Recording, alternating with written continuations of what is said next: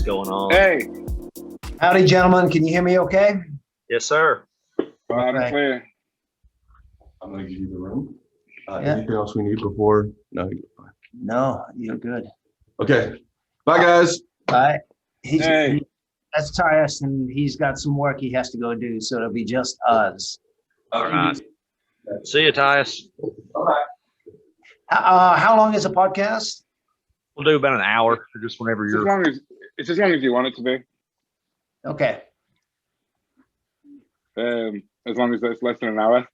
Gotcha. As long as I want it to be, so long as it's less than an hour. All right, good. Good. Who's who? I'm AJ. I'm Alex. All right. I'm Dan. Dan Rivington. Dan. I know it says Magic Ian. A very clever pun, I might add. Yeah, I can't see that. So in here Okay, you know. we got three different screens. We got the ISO recording. I've got the regular one, which is we usually use.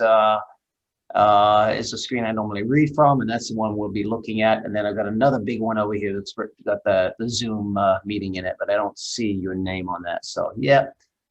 All right, we get it. You're running a more professional operation than us. That's fine. Yeah, we get it. Wish I could say it was mine. It's actually Tyus's. So yeah. Oh, that's cool. So how do you guys know each other? Sorry? How do you guys know each other? Is your manager, right? He's my manager. Yeah. And so yeah, shall I do the introduction? Yeah, sure, absolutely. Yeah, whenever you want to start, you start, and we'll go from there. And I'm going to let you guys take the lead. I do go off on tangents, so if I go off on a tangent somewhere and I have not answered your question, feel free to bring me back in at some point. Perfect. We also go on tangents and make inappropriate jokes. Okay, that's fine. I just have to be careful with it, though. Yeah, Tyus is always like, "Yeah, but yeah, you can't say that." That's me, you know. So yeah. Well, we can't get cancelled because we've got nothing to lose. So, right. Welcome to Conversation with a Conjurer. With us today is our esteemed guest, Banachek, and with us always is Alex Johnson and myself, Daniel Rivington.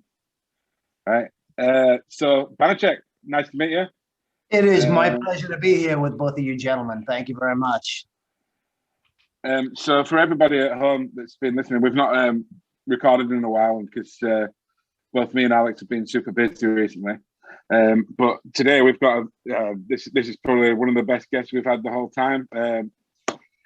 Banachek is absolutely amazing. I first saw you, Banachek, on it was Joe Rogan's TV show. He had a TV show. It explains everything or debunks everything or. It was one of those, because he had a Joe Rogan's Quest, and I think Joe Rogan, I don't remember now. Joe just said he had so much going on, so it's Joe Rogan questions everything. I don't know, something like that. Yeah, I think that was it because he did one about Bigfoot, and he did one about and then I think you were on the mind reading one or. He was on one where he was investigating psychics. He was trying to find a genuine psychic, and he went out and he just wanted somebody to read his mind. He wanted somebody to show him some evidence of ESP because, Joe is, he's kind of like, he's, he likes that kind of stuff. He has a little bit of belief in those kind of things. So he went out to go try and find it. And by the time he was done, one of the things, big compliments that he and Duncan gave me on their podcast, even right after the show, they said, look, we went looking for psychics, and Banachek was more psychic than any of the others, but he tells us that it's all BS. He said, so the guy that tells us it's BS is actually appears to be more psychic than the real one. So what's going on here, right? And that's perfect. That's exactly what you wanted, really, wasn't it? Exactly.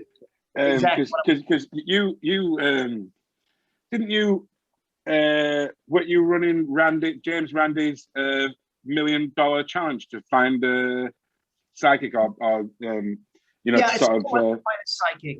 So I am president of the James Randi Educational Foundation. The $1 million is still there, but for over 15 years we offered $1 million for anybody who could do anything psychic under proper scientific control.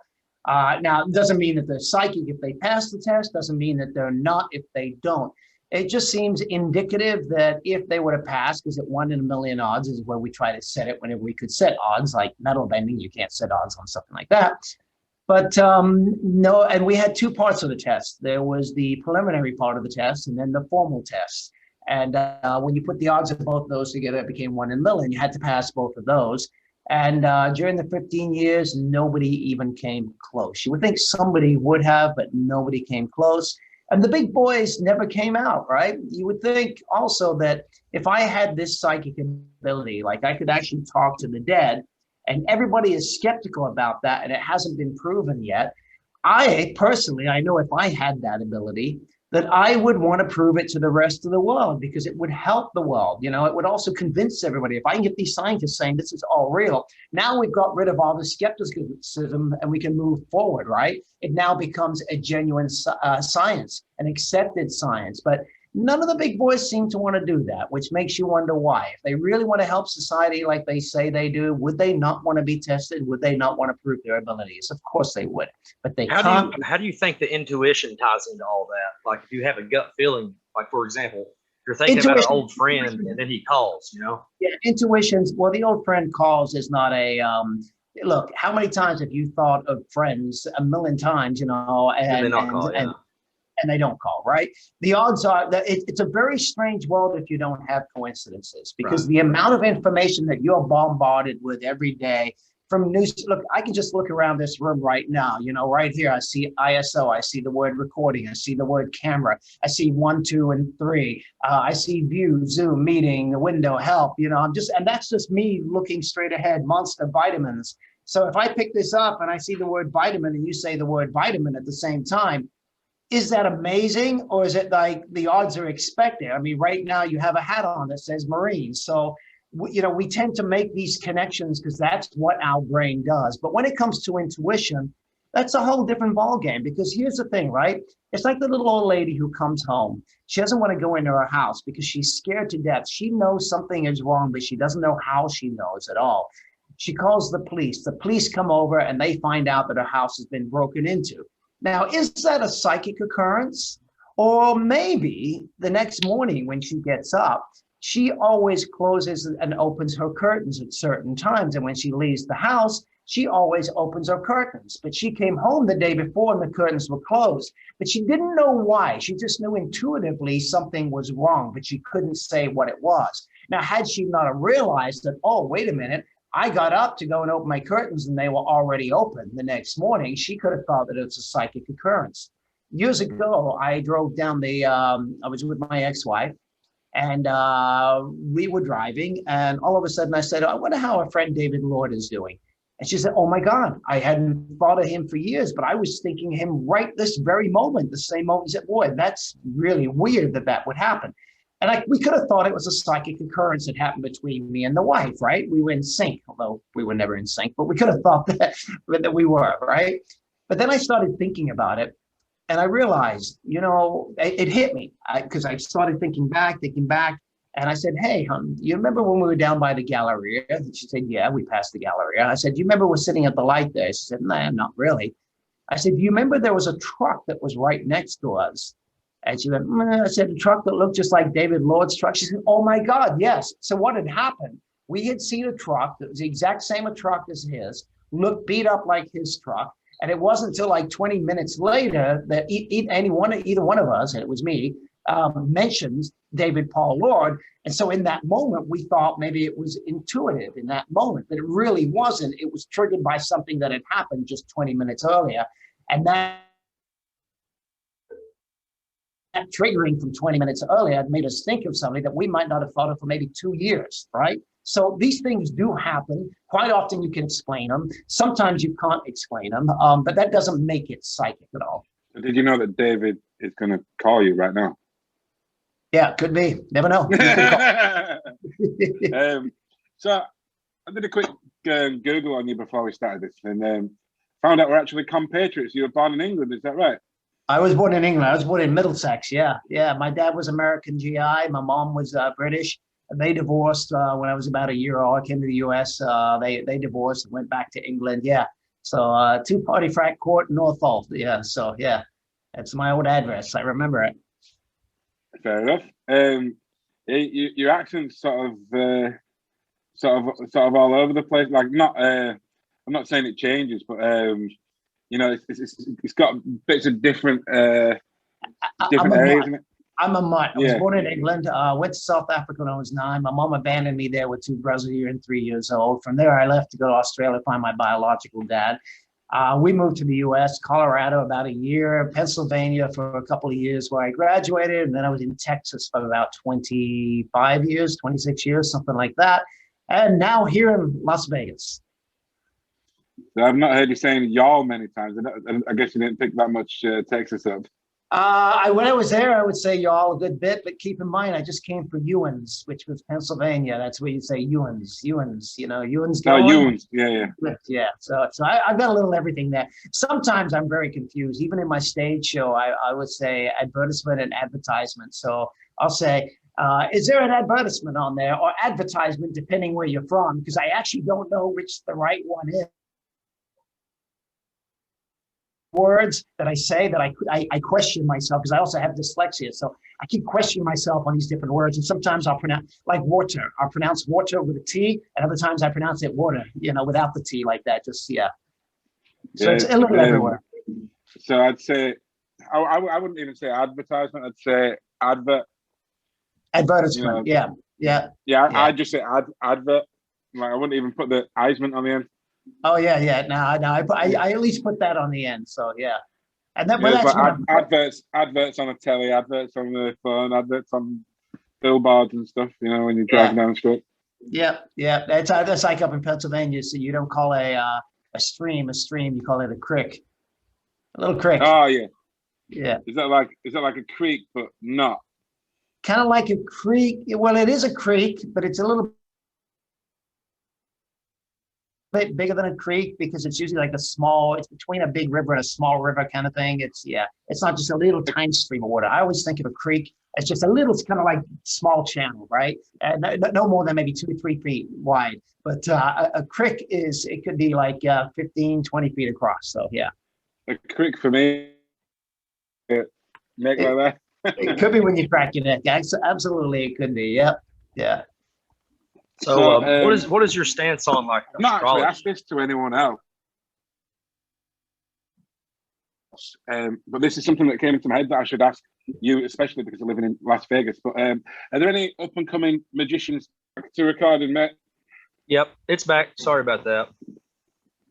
So, did you pick up? Did you open the wrong browser? Were you looking at porn, Alex? Alex, were you looking at porn? No, just the internet goes in and out here. But getting back on topic, so in and out. Internet, in and out, you dirty bastard. So what is your stance on astrology? You know, like yeah, I have issues with astrology. I mean, astrology was put out originally at a time when we didn't even know that certain planets and certain celestial bodies existed.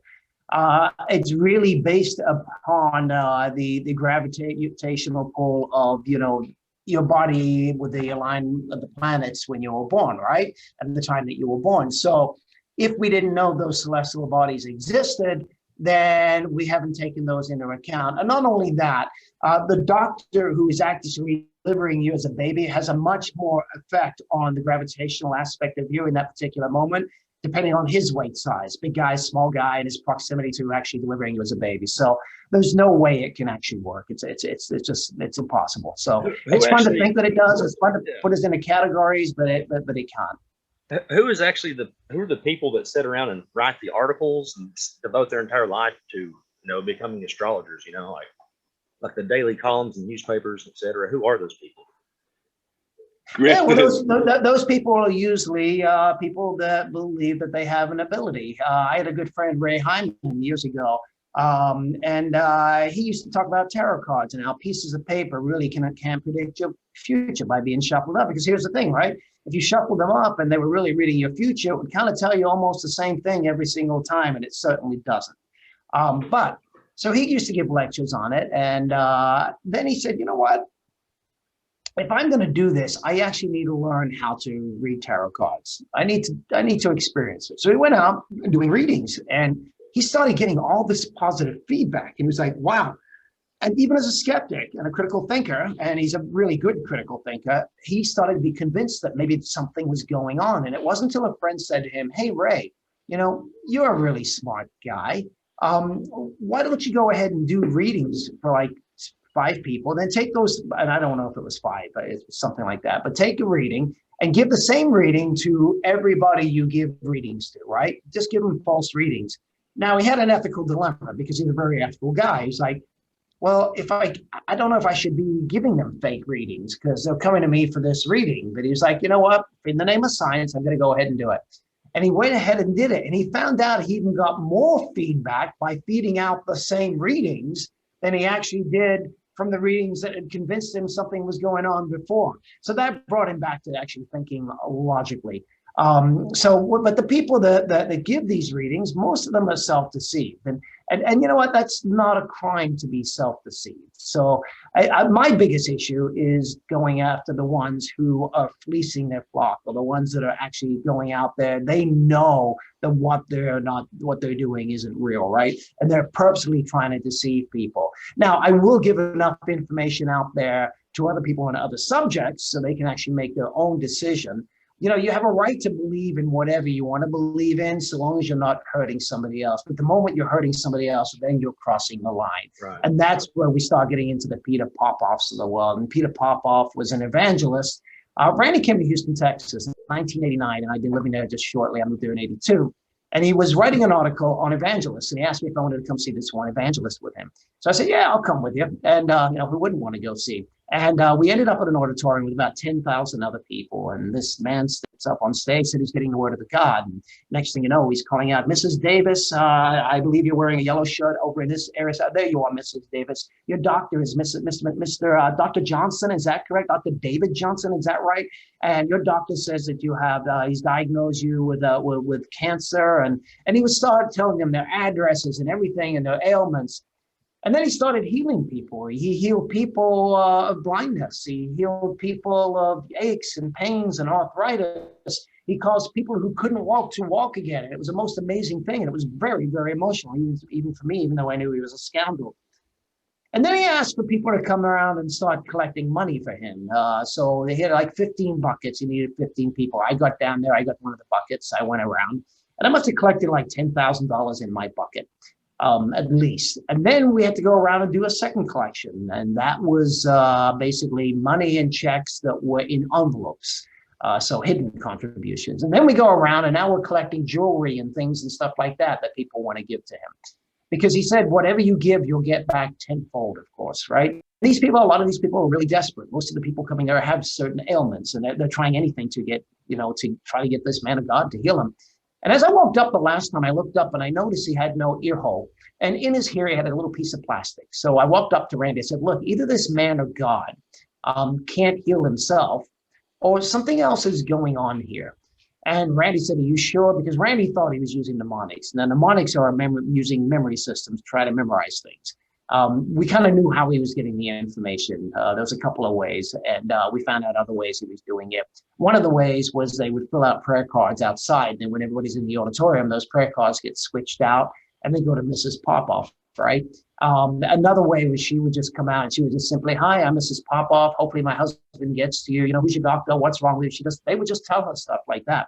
But anyway, so Randy went out to the next revival of Peter Popoff.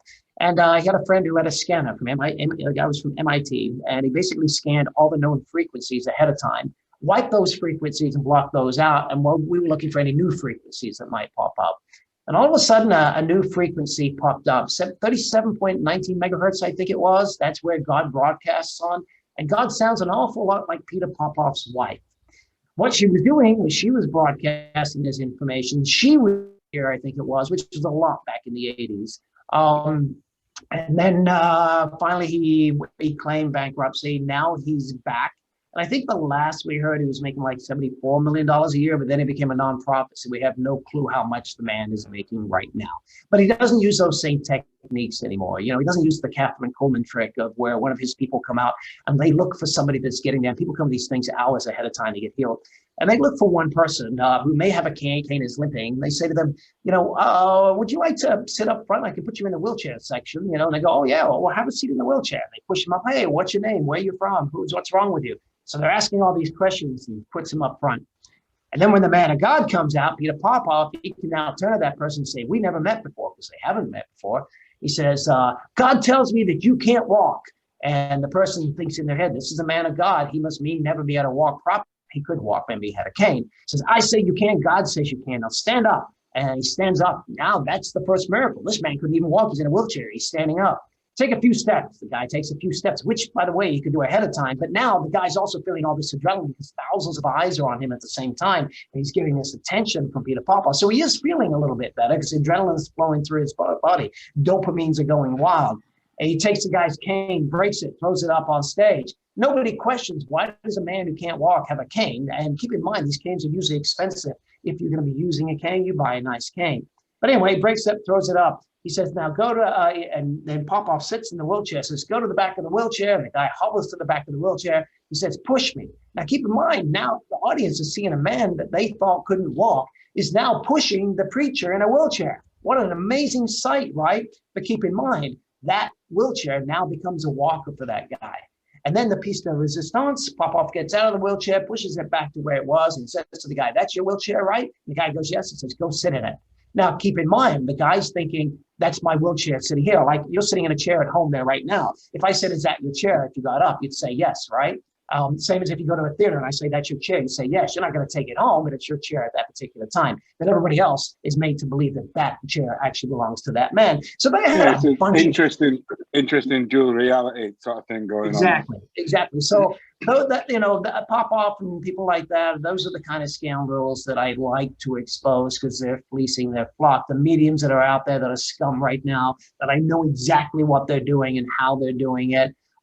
I believe those guys are scum and they're also getting in the way of the grieving process, right? You can make somebody feel good, doesn't mean it's good for them. I give a junkie a crack, but doesn't mean the crack is good for him, right? It doesn't mean it's going to make him feel good for a little bit, but long term, it's definitely not good for him. So yeah, those are the kind of things that I really go after. The rest is just giving information so people can actually think critically and they can find information for themselves. And if you go to the JamesRandi.org or Randi.org website, and you go to, there's a section in there where you can actually download critical thinking books for free.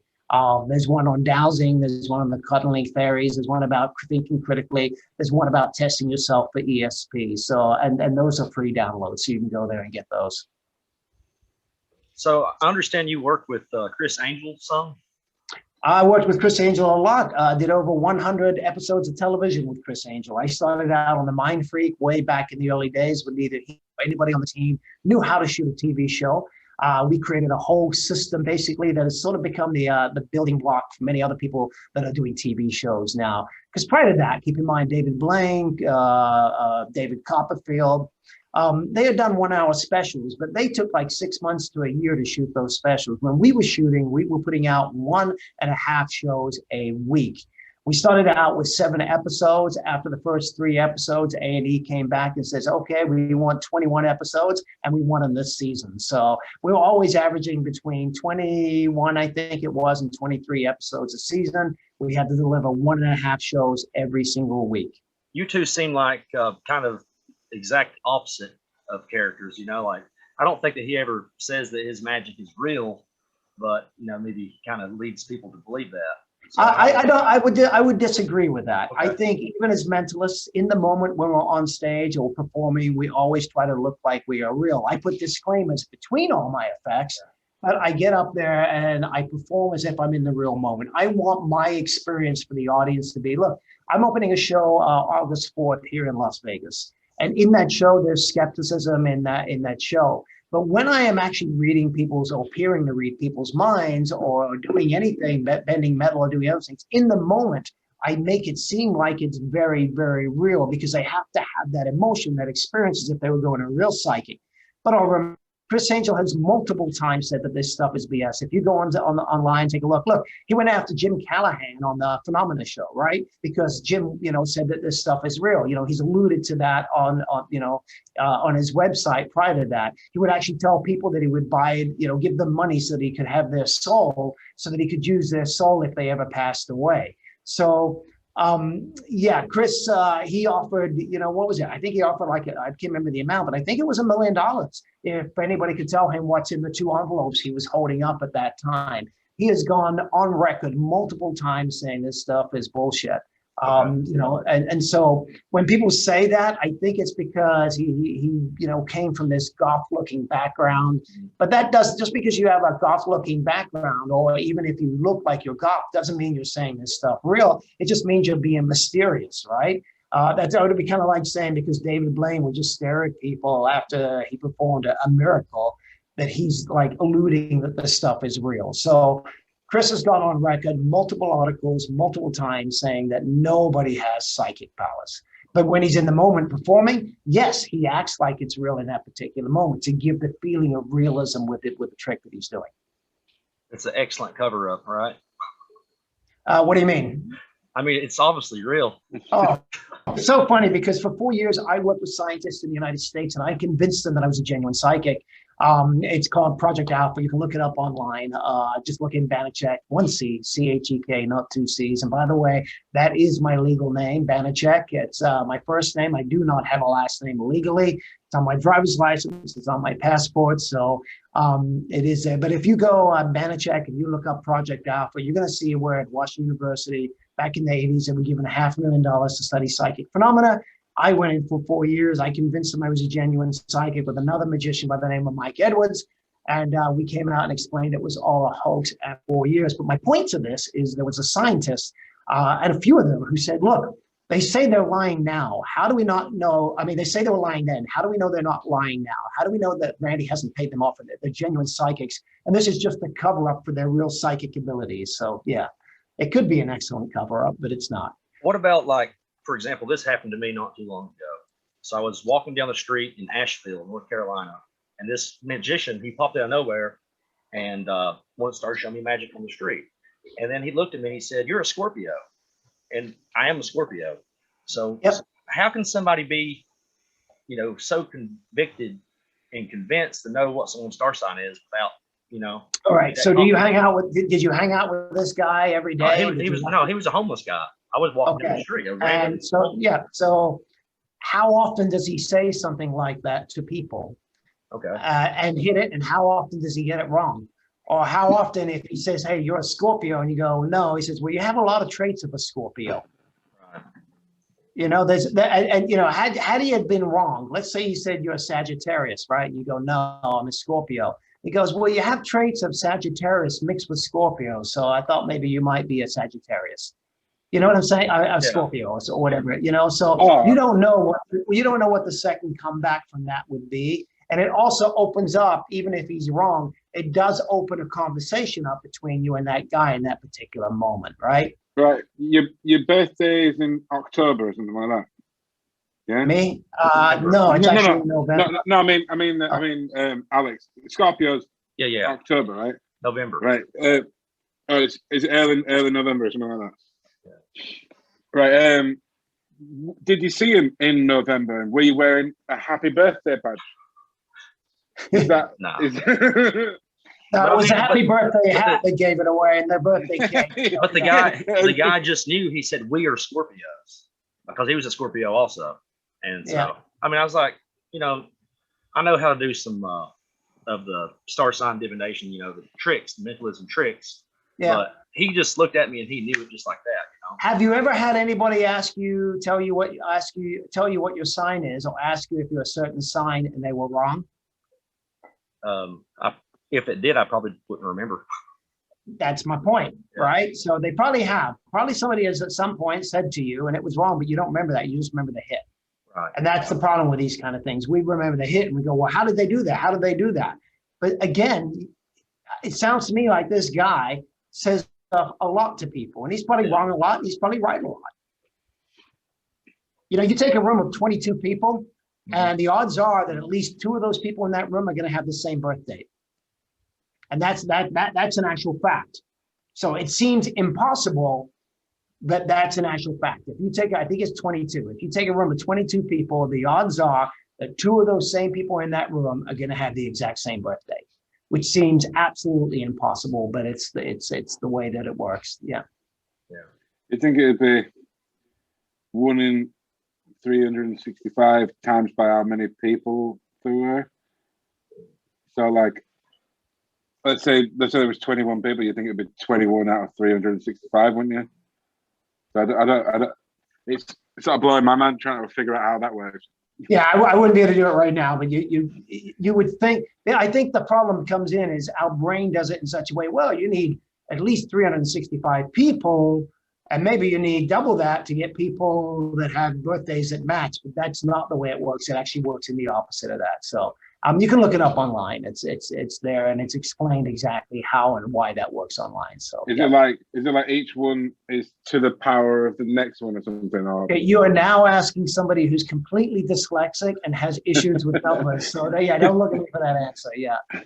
I'll just take your word for it. I'll take you. Yeah, just Google it. Well, fellas, we have about 7 minutes remaining. So yeah. So you've got a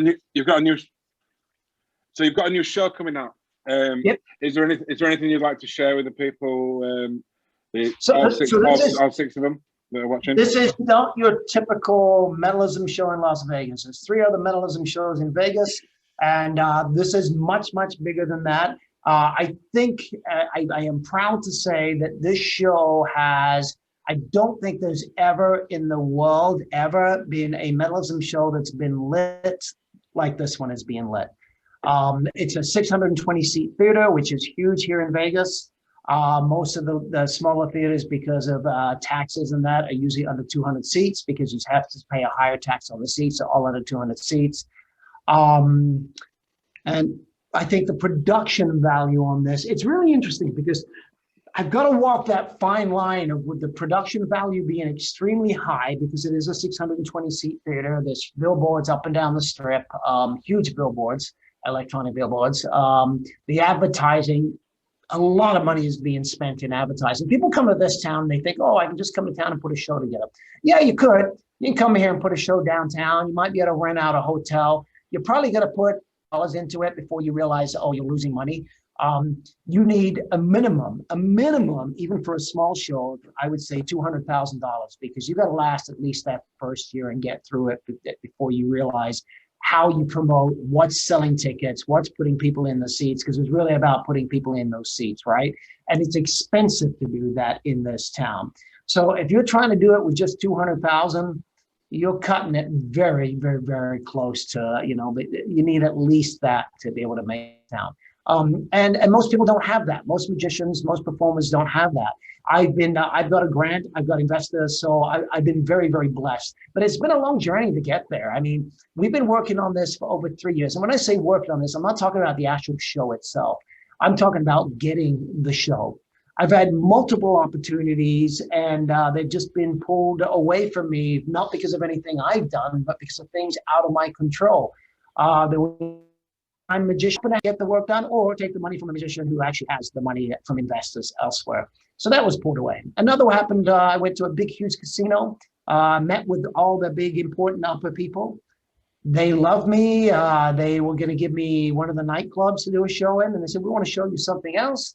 They took me in casino floor. There's a bar there. They said, we want to enclose that all in glass, and we want you to do a midnight show just for VIPs, like the rich people, that gamble. We want you to do something for them at midnight. I walked out there, oh my God, I just walked in trying to get one show. I just walked out with 2 shows. That very week, they fired everybody above my guy that went in with me from the casinos.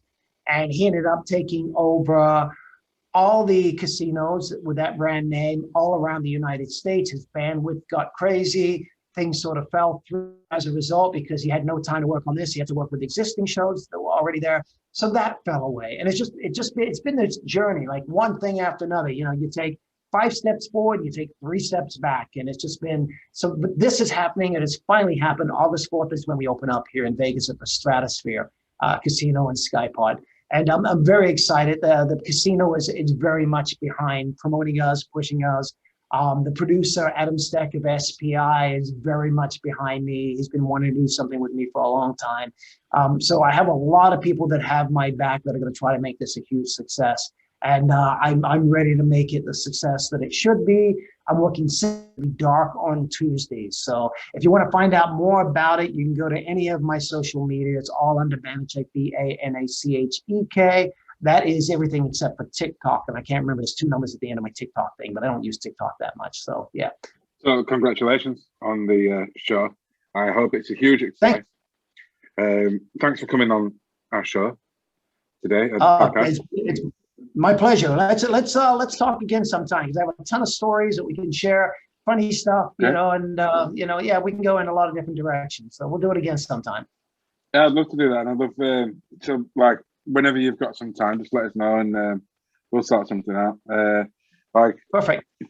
He gave me about 2 days notice for today, and he gave me about 2 days notice. I had to, like, I've got a real job. You know what I mean? Well, yeah. I've got an employer. We have 1 minute. We have 1 minute. I just want to say one thing. I didn't pay for the Zoom because we've been doing the podcast very often. So we have literally 1 minute remaining. So actually, all I wanted to say was this entire podcast was inspired by you on the Joe Rogan Experience. And so that's thank you. That's why we made this podcast. So it's a pleasure to connect with you and have you on here. So thank you. You know what? Thank you very much, AJ. I really appreciate it, guys. Thank you. So we hope to speak to you soon. Yeah, and, you got it. Yeah, good luck with the show. Good luck with everything.